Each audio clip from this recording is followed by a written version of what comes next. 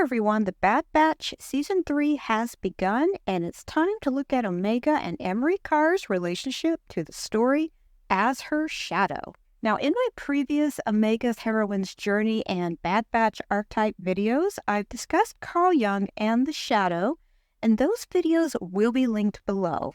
And today, I want to specifically talk about Omega's Jungian shadow, also known as Dr. Emerie Karr. So first, what do we mean by the Jungian dark shadow? Well, in stories, the archetype of the shadow can be thought of as the dark side of a protagonist. It's the archetype figure that contains all the qualities that the protagonist despises, or tries to hide or is ashamed of. In Star Wars, the most obvious and famous Jungian shadow is Darth Vader. In The Empire Strikes Back, Luke fights an apparition of Darth Vader in a cave on Dagobah. And when that apparition of Vader is unmasked, it has Luke's face. This scene is intended to symbolically show that Vader is a representation of all that Luke fears, becoming the anger and rage he has within himself. Vader is the Jungian shadow of Luke. And according to Jung, the protagonist must not avoid this shadow, but instead learn to recognize and integrate with it. In other words, we must face that part of ourselves that we fear becoming or that hides within us. And so for Omega, Emerie Karr is that dark shadow.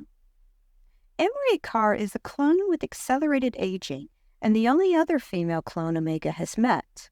She is a visual model of what Omega herself will look like as an adult. And indeed, when we get our time jump in Season 3, we can already see Omega slowly growing into the appearance of her sister. Likewise, Omega herself represents the image of what Emory herself looked like at one time as a child, with the only visual trait separating them being their hair color. And as Omega's shadow, Emory represents both what Omega fears the most in her heart and what she could have become in different circumstances. You see, unlike Luke and Vader, Omega doesn't actively fear Emory herself. In fact, she has chosen to trust her emotionally unavailable sister. Instead, what we see is Emory represents Omega's fear of confinement and the fear of being someone who acquiesces to being controlled and dominated. When we first met Emerie Karr in Season 2, we saw a woman that unobtrusively follows the depraved Dr. Hemlock off his shuttle and stay at his side. We know she's a doctor, but she doesn't appear to be in a leadership role. We see her constantly watching Royce Hemlock, but thankfully she doesn't share in his sadism. Unlike everyone else at the research facility, he refers to Emory by her first name, indicating a familiarity between them, and it's not a comforting familiarity. Unlike Dr. Hemlock, Emory shows compassion for Crosshair and uses his name, showing that she does view her fellow clones as people. She addresses Omega as her sister, though she's not familiar with being a sibling. She admonishes Crosshair for trying to escape and tells him if he obeys, it will be easier for him. And this sense of docility, futility, and helplessness is something that carries over into the start of Season 3. We get the growing sense that Emory has been broken over time by a man that has dominated her life, and she has internalized his authority as the way of the world. To complicate this further, Emory doesn't seem to truly hate Dr. Hemlock. When Omega asks Emory about why she wasn't on Camino, Emory only says that she was sent away early on and was later taken in by Dr. Hemlock, who saw her potential. Emory compares Dr. Hemlock, taking her under her wing, to the relationship between Nala Se and Omega, which is interesting because as an audience, we know that Dr. Hemlock and Nala Se aren't really the same.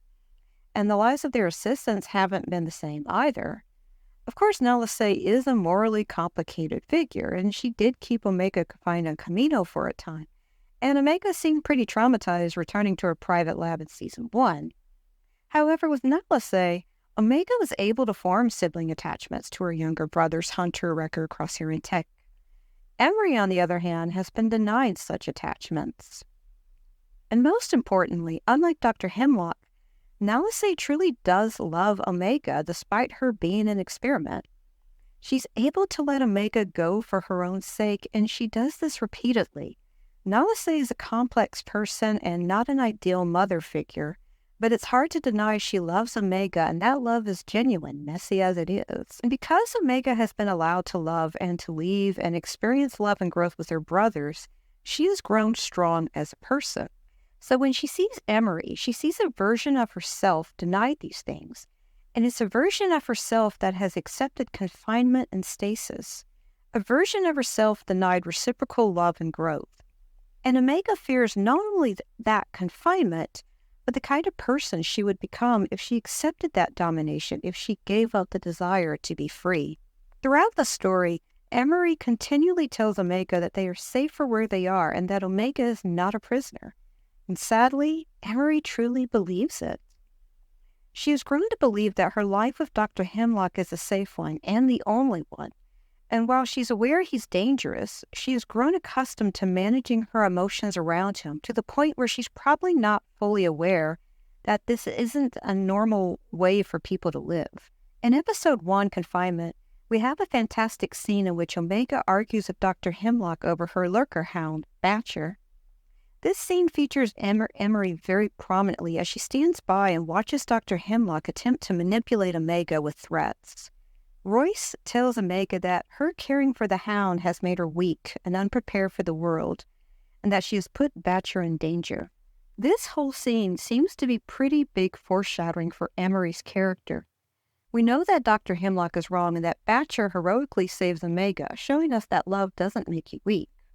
But one thing that ran through my mind in this scene is that Dr. Hemlock has likely said these words to Emory when Emory is listening to Royce gleefully saying, "Actions have consequences." This is something he has likely said to her since she was a child as a form of control and manipulation. She is watching Dr. Hemlock say things to Omega that he said to her. Omega insists that Batcher deserves a second chance at life, and I believe this is meant for her shadow, Emory, just as much as it's meant to be about the dog. The second major scene between Omega and her shadow is in Episode 3, where we see Omega confront Emory as the latter catches up to Crosshair and Omega escaping. Emory, the shadow, tries to persuade both to return for all of their safety, and she promises Omega she won't tell anyone. Omega tells Emory that she grew up confined on Camino, and she refuses to ever be confined again, and without directly stating it, that she refuses to become Emory. She asks Emory to join her in Crosshair, but of course it doesn't go over very well. And it's this confrontation that represents Omega confronting her shadow. Because through Episode 1 and part of Episode 3, Omega has stated she wants to escape, but she has stalled in finding ways to escape and has slowly started getting used to the daily routine. It takes urging from Nalase telling Omega she must escape now for Omega to trust in herself and take action to escape. And this reminds Omega of who she is and who she must not become, and that's Emory. As Luke did in Empire Strikes Back, Omega has confronted her shadow, and she's not a malevolent evil, but Omega's own fear of falling into submission and stasis. Omega realizes her fears, and with the help of Nalase and Crosshair, realizes she can manage these fears and take action. I don't think Emory is going to be stuck in her toxic relationship with Dr. Hemlock. I think she will be inspired by her sister to understand that she can break free and she can survive in the outside world on her own. I think Episode 3 already showed Emory beginning to break free a bit from Dr. Hemlock's thrall. When he snaps at Emory, using her last name and telling her to go back into the lab, she looks truly shaken and heartbroken. Whatever illusions Emory may have about Hemlock and what he means to her, I think they are shattering. Let me know what you think in the comments. Do you think Emory will escape? May the Force be with you.